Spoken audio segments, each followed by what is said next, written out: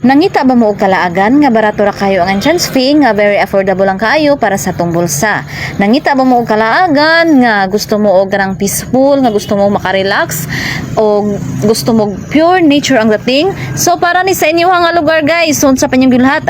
Hey guys, what's up? It's me again. So for today's video guys, kay ubani ko ninyo sa amo ang laag. So for today, kay mga laag mi. So naada mi diri kan guys sa New Cortez, New Correlia, Davao del Norte kay na ako'y gustong adtuan nga isa ka tourist spot. So sa akong nakuan, sa akong naobserbahan murag dili pa ni siya ingon nga sikat na kay siya nga tourist spot kay since natago man gud siya guys, grabe niya kasuok, dili gud siya mapansin kaayo.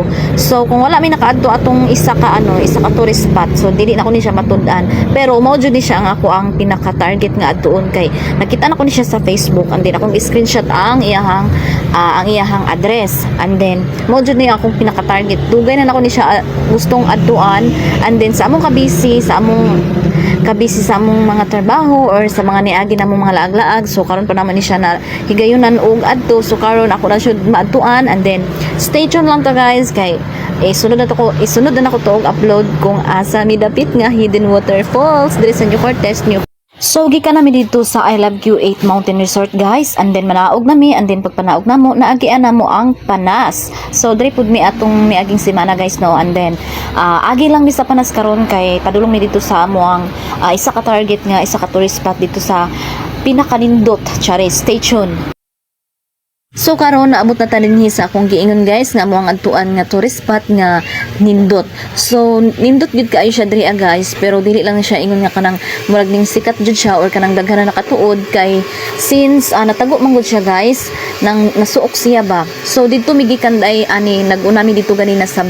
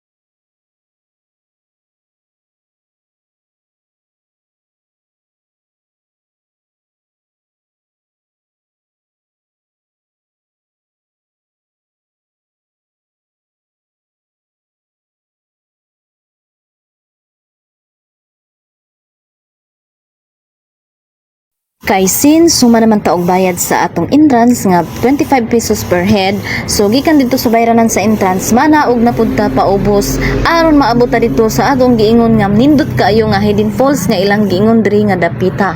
So kapoy kaayo guys, hawi kay sa tiil kay laliman nimo gikan pa mi dito sa babaw paubos.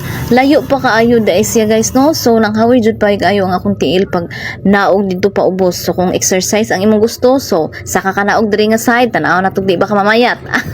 So nga na jud siya kakapoy guys, kay ngano pag-abot sa baba hastang kahawi jud sa ako ang tiil. So naara guys, kung makita ninyo mao na ang akong giingon nga akong gustong adtuan nga grabe kanindot jud. Kung makita ninyo wala sila'y cottage diri sa babaw mga payong-payong lang na and then mga simento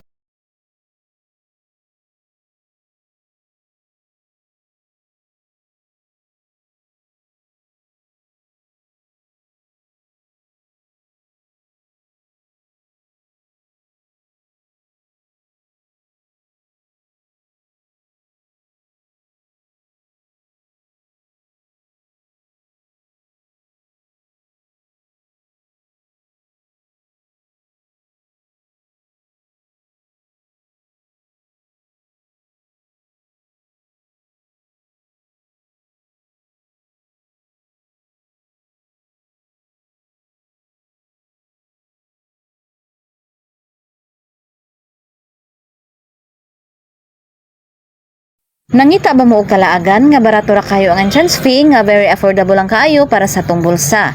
Nangita ba mo og kalaagan nga gusto mo og ganang peaceful, nga gusto mo makarelax o gusto mo pure nature ang dating? So para ni sa inyo nga lugar guys, unsa pa niyong gilhat?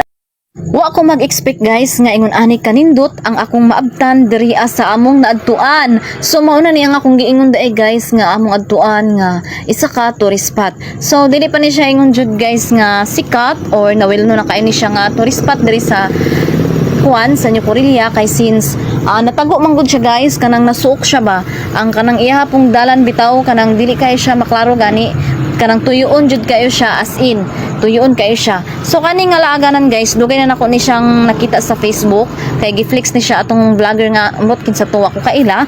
So mo to nga nakaingon ko hala mo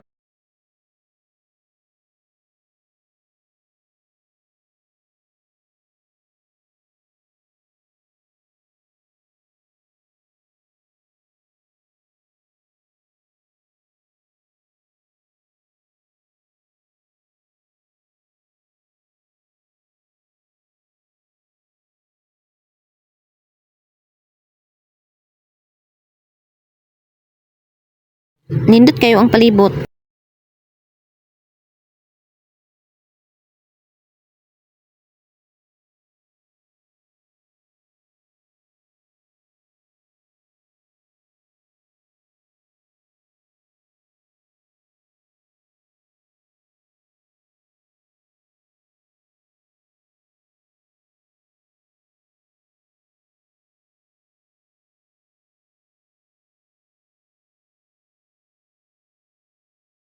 Nindot kayo ang palibot.